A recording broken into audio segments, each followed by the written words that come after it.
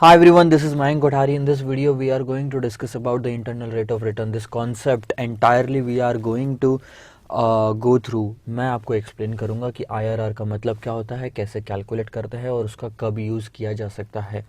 Basic से शुरू करते हैं. बहुत ही इंटरनल रेट ऑफ रिटर्न का मतलब होता है कि आप कितना कमा रहे हो. अगर मैं बोलूँ आपने कहीं इन्वेस्टमेंट किया है और आपका IRR 10% है, इसका मतलब आप 10% उस प्रोजेक्ट पे कमा रहे हो. अगर मैं बोलूँ आपने इन्वेस्टमेंट किया और आपका IRR 15% है, तो 15% आपका रिटर्न है उस प्रोजेक्ट का. दो चीज़ें होती है, ध्यान देना. अगर आप किसी प्रोजेक्ट में इन्वेस्टमेंट कर रहे हैं, ये प्रोजेक्ट है, ठीक है, इस प्रोजेक्ट में अगर आप इन्वेस्टमेंट कर रहे हो तो अगर आपने 100 करोड़ रुपए इन्वेस्टमेंट किए हैं, उस टाइम पे आप कुछ एक्सपेक्ट कर रहे होंगे कि आपको रिक्वायर्ड कितना है रिटर्न, मतलब चाहिए कितना. सो आपने एक्सपेक्ट किया कि मुझे चाहिए रिटर्न 10% का, ठीक है. Over a period of time आपने प्रोजेक्ट शुरू किया, कैश फ्लोज हुए, ठीक है, आपके आने वाले सालों में आपको कैश फ्लोज पता चले, उनको डिस्काउंटिंग करके आपने पता किया कि इसमें मैंने कमाया कितना, और तब जाके पता चलता है कि इंटरनल रेट ऑफ रिटर्न आपका है 12%. इसका मतलब रिक्वायर्ड था 10%, कमाया 12%. रिक्वायर्ड था 10%, कमाया 12%. तो अच्छी बात है ना. IRR कभी भी ज़्यादा होना चाहिए हमारी रिक्वायरमेंट से. ध्यान रखना, IRR कभी भी ज़्यादा होना चाहिए हमारी रिक्वायरमेंट से. So if like this is the best situation, ये आपकी रिक्वायर्ड रेट है, ये आपकी एक्चुअल रेट है, ठीक है. नाउ तो ये सर 12% आता कहाँ से है? अच्छा, एक चीज़ मैं बता दूं, अगर किसी भी प्रोजेक्ट को अगर डिस्काउंटिंग करने की बात आती है तो हम कॉस्ट ऑफ कैपिटल पे डिस्काउंटिंग करते हैं. नेक्स्ट आपका एक कॉन्सेप्ट आपको अगर पता होगा, एनपीवी. एनपीवी क्या है sir? Present value of cash inflow minus present value of cash outflow. इस पर्टिकुलर किसी भी एक प्रोडक्ट पे जितने भी इनफ्लोज है उनकी प्रेजेंट वैल्यू ले लो, जितने भी आउटफ्लोज है उनकी प्रेजेंट वैल्यू ले लो, और इन दोनों का अगर कुछ डिफरेंस आया, let's say the cash inflow की प्रेजेंट वैल्यू आ रही है 120, कैश आउटफ्लो की प्रेजेंट वैल्यू आ रही है 115, तो आपका एनपीवी होता है 5 करोड़ रुपए का, ठीक है. तो क्वेश्चन ये उठता है कि सर ये जो प्रेजेंट वैल्यू निकाली गई थी, ये कौन से रेट पे निकाली गई थी? हमको तो क्वेश्चन में दोनों रेट दिया हुआ था, तो हमने 10% पे निकाला या 12% पे निकाला? जब एनपीवी निकालते हो तो अगर ये 5 आया है, इसका मतलब आपने 5 आया है, या फिर जब भी एनपीवी निकालनी पड़ती है तो आप कॉस्ट ऑफ कैपिटल पे निकालते हो कि रिक्वायर्ड रेट ऑफ रिटर्न कितना है, दैट इज 10%. ओके, आईआरआर पे अगर आप एनपीवी कभी भी निकालोगे तो एनपीवी 0 आती है. तो ये कॉस्ट ऑफ कैपिटल पे डिस्काउंटिंग किया गया था. अगर आप आईआरआर पे डिस्काउंटिंग करते तो present value of cash inflow 120 आती, और मान लो सॉरी कैश इनफ्लो 115 आती, और ये भी 115 आती, और आपका एनपीवी 0 ही आता. हमेशा आईआरआर पे एनपीवी 0 आएगा. एनपीवी 0 आ रहा है, इसका मतलब आप अपनी एक्सपेक्टेशन से ना ज़्यादा कमा रहे हो ना कम कमा रहे हो. अब ये एनपीवी की लाइन है, मान लो, ठीक है. This is NPV negative 20, negative 15, negative 10, 0, 10, 15, 20. This is NPV की लाइन, ठीक है. अब अगर आपकी एनपीवी यहां आ रही है 12% से डिस्काउंटिंग करके, ठीक है, डिस्काउंटिंग रेट 12% से डिस्काउंटिंग करके 0 आ रही है, इसका मतलब 12% आप कमा रहे हो प्रोजेक्ट पे, दैट इज योर आईआरआर. अगर आपकी एनपीवी 10 आ रही है 10% से डिस्काउंटिंग करके, this is your cost of capital, can be your cost of capital. आपकी एनपीवी 15 आ रही है 8% पे डिस्काउंटिंग करके, this is also your cost of capital. Negative 15 आ रही है आपकी एनपीवी 15% पे डिस्काउंटिंग करके, 15 मत, दूसरा रेट ले लो, लेट्स से 18% पे डिस्काउंटिंग करके, this is your cost of capital. Other than 12% everything is your cost of capital. तो क्या सर 12% कॉस्ट ऑफ कैपिटल नहीं हो सकता? हो सकता है। आपने 12% आपके रिक्वायर्ड है और एक्चुअल में 12% पे डिस्काउंटिंग करने पे आपको 0 एनपीवी आई, इसका मतलब रिक्वायर्ड भी 12% थी, आईआरआर भी 12% थी, कमाया भी 12%, चाहिए भी 12% था। सर बाकी सब तो समझ गए, अब बता दो कि आईआरआर निकालते कैसे हैं। एक चीज बेटा हमेशा याद रख लेना, आईआरआर पे present value of cash inflow और present value of cash outflow same होता है, ठीक है। एक चीज, अब मैं आपको बहुत ही छोटा सा एग्जांपल देता हूँ। आपने 100 रुपये इन्वेस्टमेंट किया और 110 हो गया 1 साल बाद में, तो बता सकते हो कितना परसेंटेज रिटर्न कमाया? सर क्लियरली दिख रहा है हमने यहाँ पे 10% रिटर्न कमाया। 100 रुपये इन्वेस्ट किया और आखिरी में 110 रुपये ले लिया, तो क्लियरली दिख रहा है 10% रिटर्न कमाया। यही तो मैं बोल रहा हूँ सर, यही तो आईआरआर है। अब ध्यान दो, मान लो ये 10% नहीं दिया होता, ठीक है, या फिर फिलहाल देखो, अब कैश इनफ्लो क्या है ये देखो, कैश इनफ्लो है 110, 110 डिवाइडेड बाय 1.1 जो आपका रेट है, ठीक है, करोगे तो 100 रुपये मिलेगा आपको, ठीक है। कैश आउटफ्लो क्या है? 100, और 0 पॉइंट ऑफ टाइम पे तो उसको 1 से डिवाइड करोगे क्योंकि आज का फैक्टर 1 ही होता है, तो ये 100, डिफरेंस कितना? 0। This is NPV. देखा? अगर ध्यान देना, ये एक सिचुएशन हो गई। अब मैं वापस से सेम चीज रिपीट कर रहा हूँ, 100, 110 और रेट है मान लो 8%। तो अब आप present value of cash inflow निकालोगे, प्रेजेंट वैल्यू निकाल रहा हूँ ये, ठीक है। तो आप क्या करोगे, 110 डिवाइडेड बाय 1.08 करोगे, कैश आउटफ्लो 100 डिवाइड बाय 1 ही करोगे या मल्टीप्लाइड बाय 1 जो भी है, तो ये 100 आया।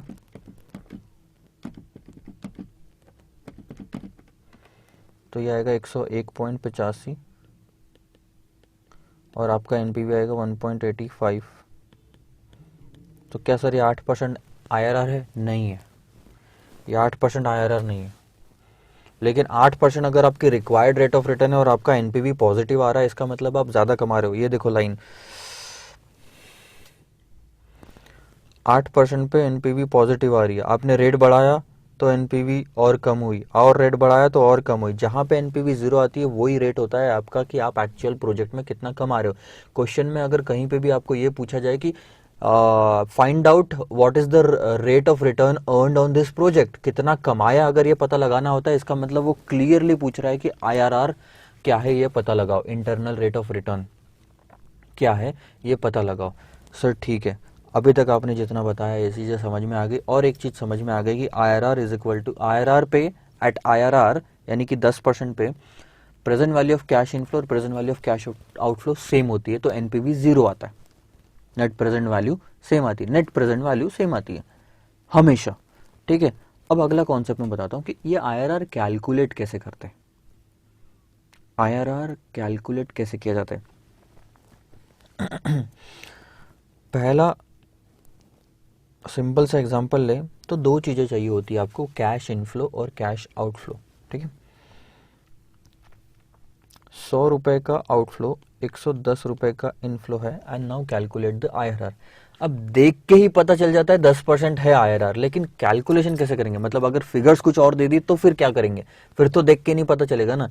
अभी हमारा सॉल्यूशन क्या निकल रहा है कि देख के पता चल जा रहा है, इसलिए हम लिख सकते हैं आंसर। लेकिन मैं फिगर्स बदल दूं, 48 78 कर दूं, तब आप देख के तो नहीं पता लगाओगे ना, तब आपको कुछ ऐसे फॉर्मूले की जरूरत पड़ेगी, कुछ फॉर्मूले की जरूरत पड़ेगी। नाउ एक चीज देखना, यहां पे मैं आपको बताता हूं, NPV is equal to present value of cash inflow minus present value of cash outflow. IRR निकालना है तो 0 आनी चाहिए NPV. Cash inflow 110 into present value factor minus cash outflow, तो 100 ही रहेगा आपका क्योंकि 0 पॉइंट ऑफ टाइम पे, इंटू 1 करना है तो कर लो। अगर आप एज अ होल देखोगे तो ये प्रेजेंट वैल्यू फैक्टर आता है आपका 1.1 फॉर 1 ईयर। अब आपको पता लगाना है, सर ये प्रेजेंट वैल्यू एन्युटी फैक्टर आएगा क्या? सॉरी 1.1 नहीं आ रहा है, ये 0.909 आ रहा है, सही है। इसका मतलब क्या है कि आपको एक ऐसा रेट ढूंढना है जिसका 1 साल का प्रेजेंट वैल्यू फैक्टर 0.909 आता। तो सर आप कैसे ढूंढे ये तो बताओ। यहाँ आएगी दिक्कत। अब कैलकुलेशन करना तो आप इजीली कर सकते हो। अब हम क्या करेंगे, हम यूज़ करेंगे इंटरपोलेशन टेक्निक। ये मैं आपको पहले अब इंटरपोलेशन टेक्निक समझाता हूँ, बहुत ही आसान है, ध्यान देना।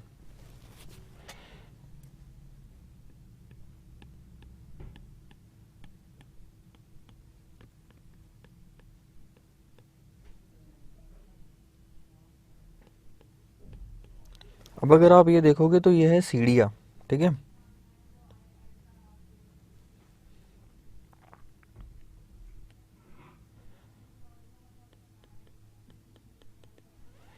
ये है सीढ़ियाँ। अब एक इंसान है, ध्यान देना, थोड़ा सा पेशेंस रखो, ठीक है। इसके हाथ में ना 20 रुपए हैं, ठीक है। इसके आंखों पे हम पट्टी बांध देते हैं और उसको बोलते हैं ऊपर चढ़ो। हर सीढ़ी पे कुछ ना कुछ पैसा रखा हुआ है, उठाते जाओ, ठीक है। 10, 1, 2, 3, 4, 5, 6, 7, 8, 9, 10, ठीक है। 10 स्टेप ऊपर गया ये बंदा और आंखें खोल के देखी तो इसके पास पता चला यार 100 रुपए हो गए टोटल, ठीक है। तो मेरा क्वेश्चन है, जब 0th स्टेप पे था तब 20 रुपए, 10वीं स्टेप पे आया तो 100 रुपए, ठीक है। तो इसको एक्स्ट्रा कितने मिले ये तो आपको पता चल गया, 80 रुपए, ठीक है। ध्यान दो। अब मेरा क्वेश्चन ये है, 1, 2, 3, 4, 5, 6, 6वीं स्टेप पे ही अगर ये रुक जाता और आंखें खोल के देखता तो इसके हाथ में कितने रुपए होते। 6वीं स्टेप पे ही अगर ये रुक जाता और आंखें खोल के देखता तो इसके हाथ में कितने रुपए होते। This is what you have to find out now. कैसे निकालोगे?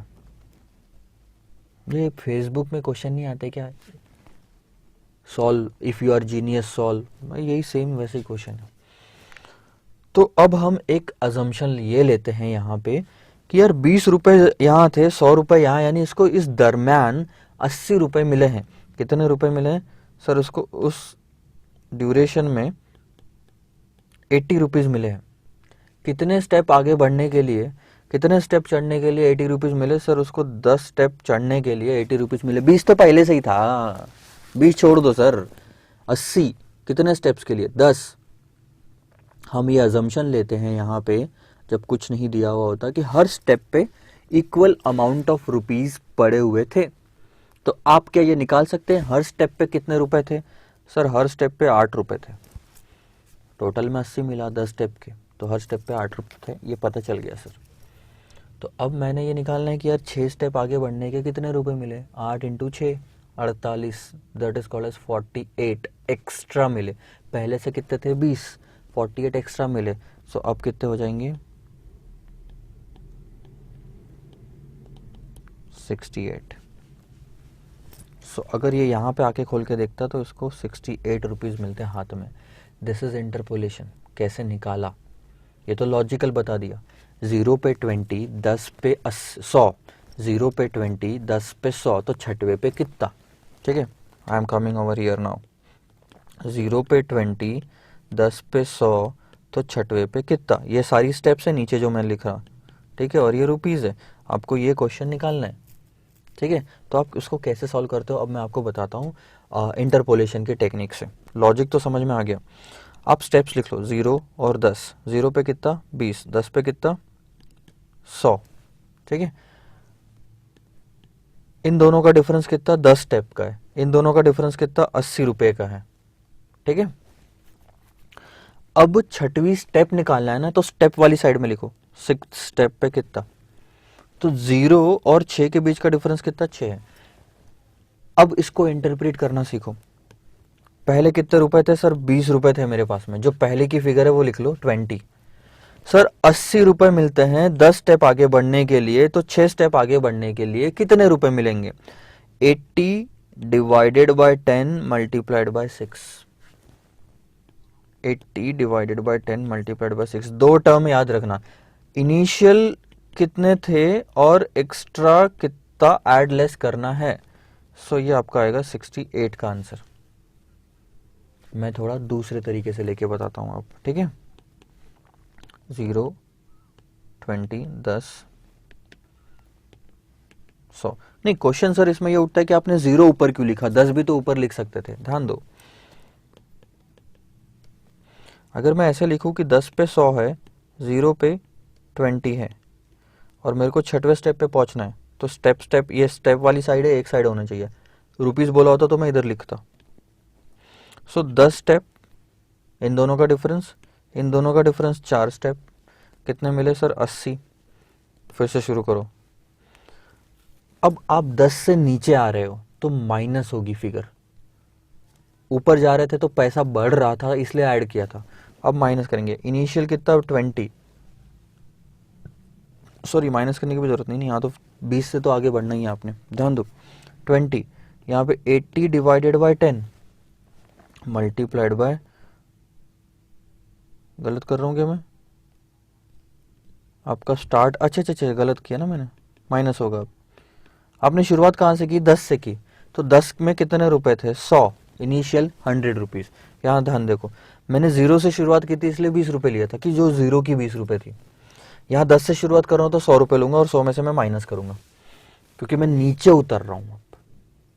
तो 100 में से मेरे पास पैसे देने पड़ेंगे। सो सर 80 रुपए मिले थे 10 स्टेप के लिए, तो 4 स्टेप के लिए कितने? यहाँ से 4 स्टेप नीचे जाओगे ना, ये रहा, यहाँ से 4 स्टेप नीचे जाओगे, 1, 2, 3, 4, तो पैसे वापस डालना पड़ेगा आपको, माइनस होते जाएंगे। 100 minus 32 that is 68। Again the same thing. इसका कोई फॉर्मूला याद मत करना, अलग अलग जगह अलग अलग मेथड यूज होती है। सो लॉजिक याद करो, हर जगह काम आएगा और समझ में भी आएगा। फॉर्मूला याद करोगे, अपर value at upper, value at lower, तो आपको तकलीफ होगी ज़रूर। एक दो जगह आंसर आएंगे लेकिन एक दो जगह तकलीफ होने के चांसेस बढ़ जाएंगे। लॉजिक दिमाग में रहेगा तो नहीं होगा कहीं पे भी गड़बड़। सबसे बेस्ट एग्जांपल है, यहाँ पे इतना, यहाँ पे उतना, तो यहाँ पे कितना? Question is this. सो यहाँ से शुरू कर रहे हो तो इनिशियल वैल्यू ये हो गई, यहाँ से शुरू कर रहे हो तो इनिशियल वैल्यू ये हो गई। वापस से बताता हूँ मैं, अगर आप 0 से शुरू कर रहे हो तो इनिशियल वैल्यू 20 रुपये होगी। अगर आप 10 से शुरू कर रहे हो तो इनिशियल वैल्यू 100 होगी। अब 100 से 20 में जा रहे हो तो माइनस करना पड़ेगा, 20 से 100 में जा रहे हो तो ऐड करना पड़ेगा। सो ये इसको बोलते हैं इंटरपोलेशन टेक्निक। अब मैं वापस इस पे आता हूँ, ठीक है। वापस ध्यान दो, ये वाला पॉइंट जो अपना था कि ऐसा कौन सा रेट है जिसका 1 साल का फैक्टर 0.909 आता। अब मन में तो पता है सर 10% है, लिख दो ना, लेकिन पर्पज वो है कि अपना नहीं, पर्पज है कौन से समझना। तो अब आपको trial and error method use करनी पड़ती है IRR निकालने के लिए। नाम में लिखा है ट्रायल एंड एरर मेथड, तो इसका मतलब अब आपको 2 रेट्स लगेंगे। अपन को क्या निकालना है? आपको रेट निकालना है और यहाँ प्रेजेंट वैल्यू फैक्टर दिए हुए, यही 2 चीजें है ना। अब आपको प्रेजेंट वैल्यू फैक्टर 0.909 हो ऐसा रेट निकालना है। तो आप एक काम करो, एक इधर वाला रेट ले लो, एक इधर वाला रेट ले लो। तो लेट से मैं लेता हूं 12, सॉरी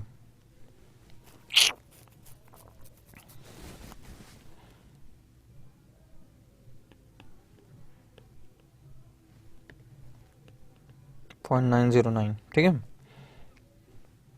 सॉरी ऊपर ले लेता हूँ, यहाँ रेट, यहाँ प्रेजेंट वैल्यू फैक्टर, तो 0.909 1 साल का फैक्टर हो ऐसा रेट बताओ। तो हम 2 रेट लेते हैं अंदाज, एक 12% ले लेता हूँ और एक मैं 8% ले लेता हूँ, जानबूझ के आगे पीछे के। अब 12% पे 1 साल का रेट कितना आता है सर? 0.893, और 8% पे 0.926 दिख रहा है। 0.926 और 0.893 के बीच में है ये वैल्यू। अब जरूरी नहीं है बीच में होना, लेकिन मोर अप्रोप्रिएट आंसर आता है अगर बीच में हो तो, ठीक है। Now please focus. कैसे निकालना, इंटरपोलेशन कैसे यूज करना, ये वो वाली सिचुएशन बन गई। 8% 12% सर कैसे लिए, मन से लिए। आप 7 और 13 भी ले सकते हो, कोई दिक्कत नहीं है, मेथड याद रखो। 8% पे ध्यान दो, 8% पे प्राइस वैल्यू है 0.926, 12% पे 0.893, ठीक है। 8 से 12 जा रहे हो यानी बढ़ रहे हो, ऐड करना पड़ेगा। अब क्वेश्चन ये आता है कि 0.909 प्रेजेंट वैल्यू फैक्टर कहाँ पे आएगा, कहाँ पे आएगा। 0.909 प्रेजेंट वैल्यू फैक्टर, तो प्रेजेंट वैल्यू फैक्टर की साइड में लिखूंगा। 4% आगे बढ़ा तो मुझे कितना वैल्यू गिरी है, देखो 0.926 माइनस 0.893, दिस इज 0.033। 4% आगे बढ़ा तो 0.033 नीचे आया, लेकिन मुझे नीचे कितना आना था, सिर्फ 0.926 से 0.909 पे। ध्यान दो, मैं वाइट में दिखाता हूँ। 8% से 12% यानी कि 4% आगे बढ़े तो यहाँ से यहाँ तक गिरे, लेकिन मुझे तो सर यहाँ से यहाँ तक ही गिरना था, ठीक है।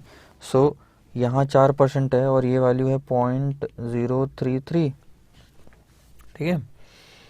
तो ये वाला रेट कितना है ये आपको निकालना है। ये इनका डिफरेंस कितना है, ध्यान दो 0.926 माइनस 0.909, इनका डिफरेंस है 0.017। यानी कि सर ध्यान दो, सर आप बोल रहे हो कि अगर मैं 4% आगे बढ़ूं तो मेरी वैल्यू जो है ना 0.033 से गिरेगी, लेकिन सर मेरा क्वेश्चन ये है कि मेरे को वैल्यू सिर्फ 0.017 से गिरानी है, ना कि इतने से, तो मेरा परसेंटेज भी कम जाना पड़ेगा। तो क्या आएगा आंसर, या ध्यान दो।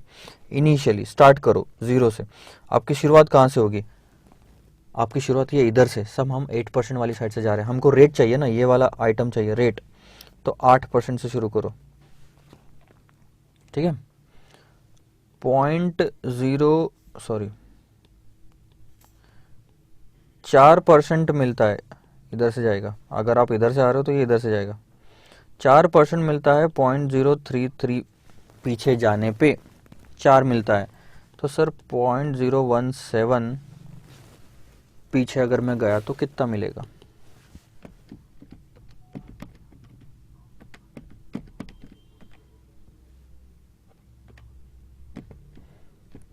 चार डिवाइड बाई 0.033,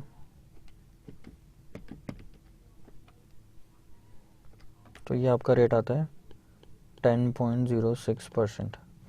कभी भी याद रखना ये है आपका IRR, कभी भी याद रखना IRR या ट्रायल एंड एरर मेथड से जो आंसर आता है वो अप्रोक्सीमेट होता है, ज़रूरी नहीं कि एग्जैक्ट आएगा। जब हम ये वाला जो क्वेश्चन था हमको इसमें पता था कि एग्जैक्ट आंसर 10% है, अब फाइनली देखो आंसर आया उसी के आसपास 10.06%। This is how you calculate the IRR। एक और मैं क्वेश्चन लेता हूँ हाइपोथेटिकल फिगर, जिसमें हम मैं ईयर्स बढ़ाता हूँ, ठीक है। मान लो ये मैंने ले लिया, 5 साल है, आप यहाँ पे लेट्स से 1000 रुपये इन्वेस्ट करते हैं और आपको उसके बाद 150, 250, 450 या फिर इजी फिगर लेते हैं ना, ठीक है, 100, 200, 500, 700 और 800 ऐसी कैश फ्लोज होती है। सो सर कैश इनफ्लोज कौन सी हो गई, ये वाली। कैश आउटफ्लोज कौन सी है सर, ये वाली। अब बस इतना दे दिया, 5 साल दे दिया, 5 कैश फ्लोज दे दी, एक आउटफ्लो दे दिया, और आपको बताना है कि इस प्रोजेक्ट पे आप कितना कमा रहे हो, ठीक है। स्टेप्स ध्यान में रखना, मैं फिर से अब बता रहा हूँ। पहली चीज, अगर मैं IRR निकालना है कितना कमा रहा हूँ, तो NPV is equal to cash inflow minus cash outflow, ठीक है। So present value of cash inflow ये हम निकालेंगे, और कैश आउटफ्लो हमको 1000 पता है, ठीक है, और ये आना 0 चाहिए, ठीक है। टेबल फॉर्मेट में निकालते हैं, क्योंकि अब आपको टेबल की ज़रूरत पड़ेगी, स्टेटमेंट लिख के नहीं होएगा।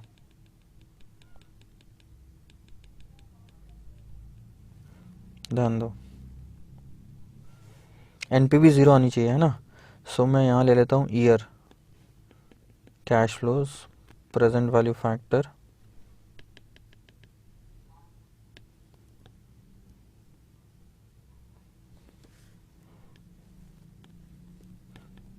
Present value factor, present value, ठीक है।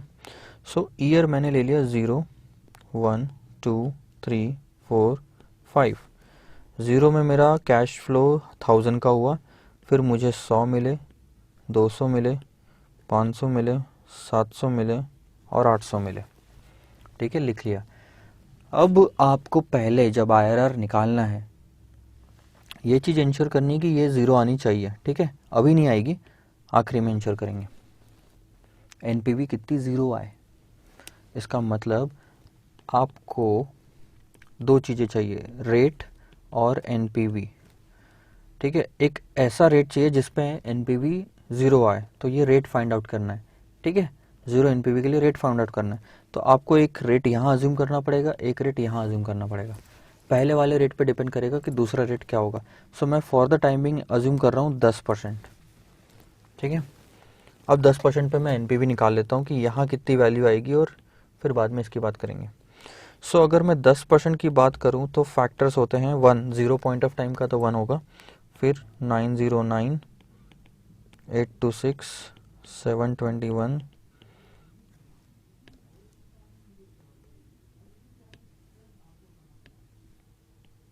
683 और 621, ठीक है। और अब मैं मल्टीप्लाई करता हूँ, ध्यान दो,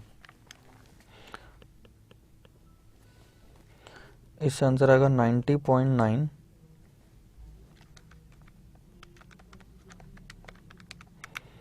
165.2,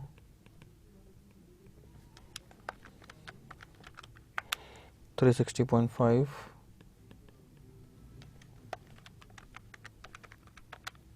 478.1,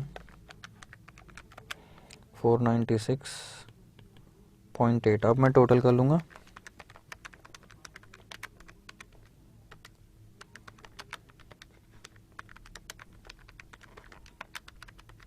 तो ये आ गया 591.50।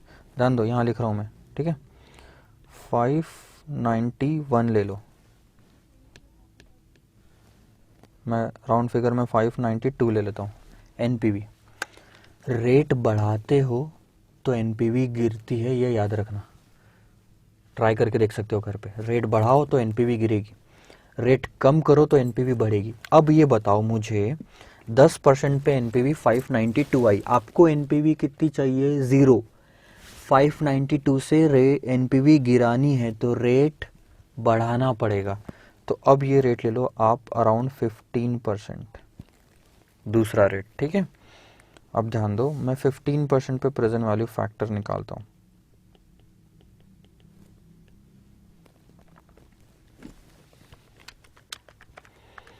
.869, 0.756, 0.658, 0.572, 0.497 और ये प्रेजेंट वैल्यू, ये तो 1000 आएगा। उसके बाद 100 इंटू 0.869 इज 86.90, 200 इंटू 0.756 इज 151.2,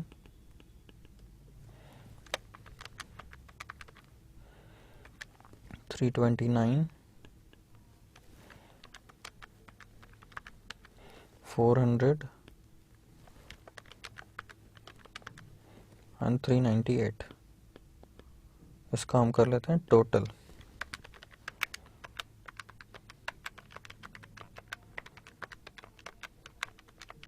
यार अभी भी 365.21, सॉरी 1। अब आप ध्यान दोगे तो आपको पता चलेगा कि यार 600 से सिर्फ 350 पे आई है, यानी कितना NPV कम हुआ है, तकरीबन 250 का NPV कम हुआ है 5% रेट बढ़ाने से। अब और 5% बढ़ाओगे तो आसपास 250 के कम होएगा, लेकिन हमको और बढ़ाना है, तो हम अब अगला रेट जो लेंगे हम इसको कैंसिल कर देते हैं, क्योंकि ये ट्रायल एंड एरर है, तो ये मेरे से एरर हो गया, एक तरह से मैं ये बोलूँगा ये मुझसे एरर हो गया, ठीक है। तो अब मैं क्या करूँगा, चलो इसको ऐसे ही रहने दो, ये क्लोज कर देता हूँ। मैं अब रेट लेता हूँ यहाँ पे 15% पे एनपीवी आई है 365.20 और अगला रेट में लूंगा 25% का। ठीक है, मैं इस पे भी कैलकुलेशन आपको आखिरी में करके बताऊंगा। अब मैं 25% का रेट लेता हूँ। ठीक है,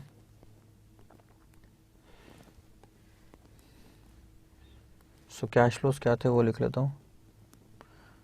100, 200, 500, 700, 800।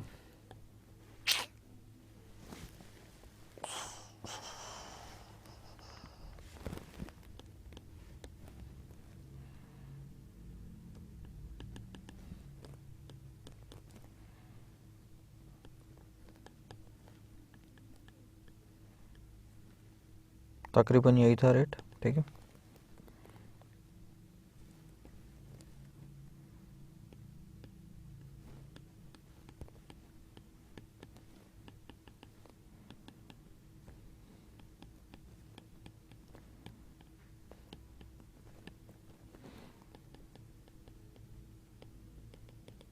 पच्चीस परसेंट 0.80, 0.64, 0.512, 0.40, 410 and 0.328. Present value 1000, 80, 128, 256,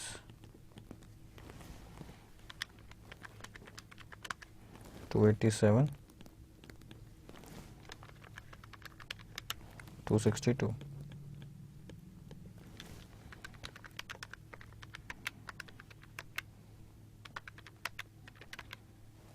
तो ये तकरीबन आ रहा है 1013, सॉरी 13 रुपये। एनपीवी बहुत क्लोज है ज़ीरो के, यानी 25 से थोड़ा सा ही ऊपर है आपका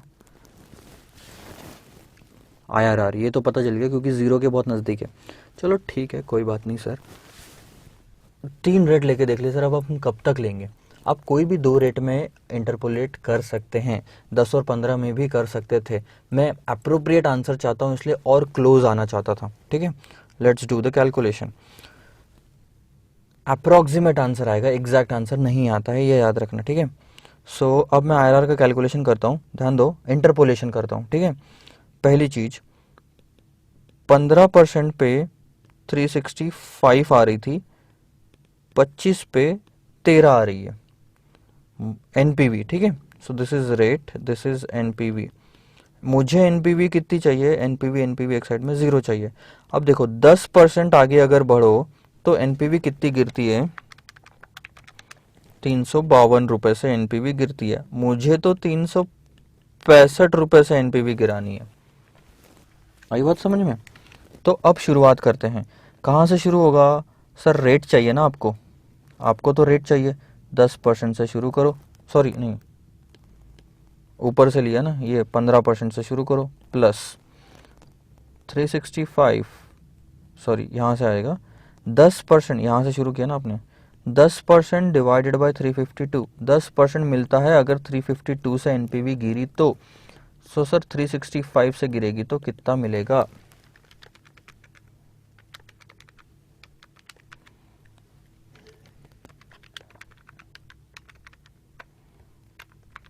25.37%। मैंने बोला ये है आपका आईआरआर। दूसरे मेथड से भी करके दिखाता हूँ। अगर पहले वाले 2 रेट पे ही अपन रुक जाते तो 10% पे एनपीवी थी 562,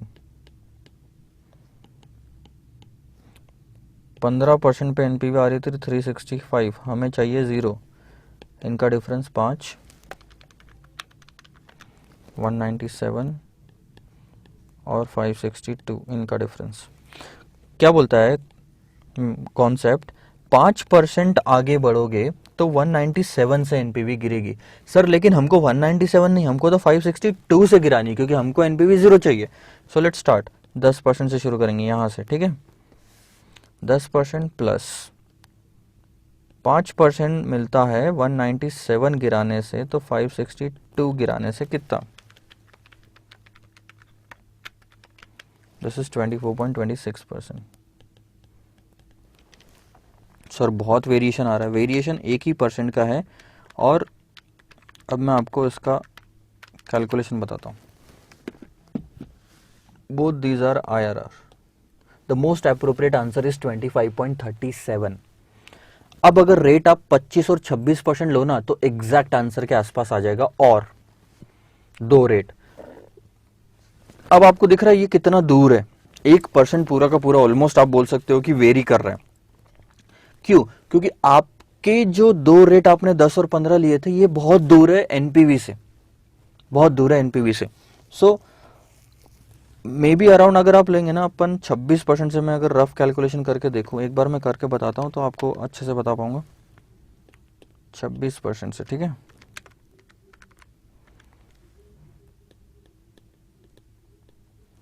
$794, 670,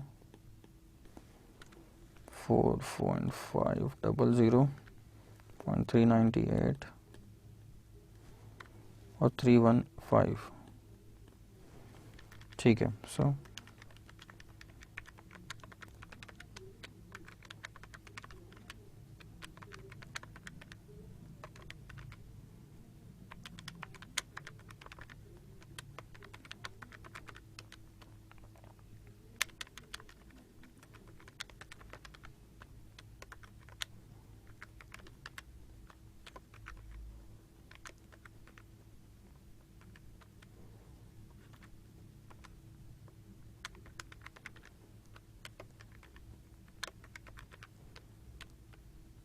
$994, तो इससे एनपीवी आती है -6 की। अब देखो मैं इसको इंटरपोलेट करता हूँ, 25 और 26, 13 और -6, देखो डिफरेंस कितना कम है। सो 25 यहाँ लिख लिया, 26 यहाँ लिख लिया, 13 यहाँ लिख लिया, 6 यहाँ लिख लिया, ठीक है, -6। 25-26 में 1% का डिफरेंस है सिर्फ, और 13 से -6 एनपीवी तक जाना है। तो आपको, अरे यार, 25, 26, 13 -6, तो 25, 26, 13 -6, 1% का डिफरेंस है। और 13 से -6 एनपीवी जाना है, तो ध्यान देना क्या करना पड़ रहा है।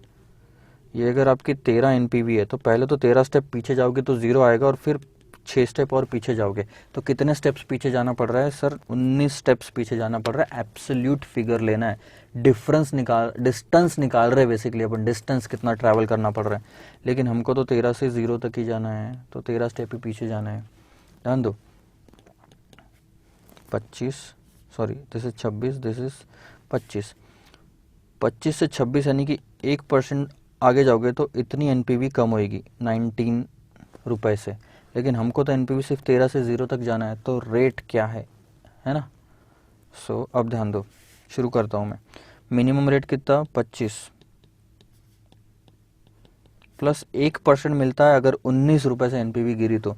सर हमको तो 13 रुपए से एनपीवी गिराना है।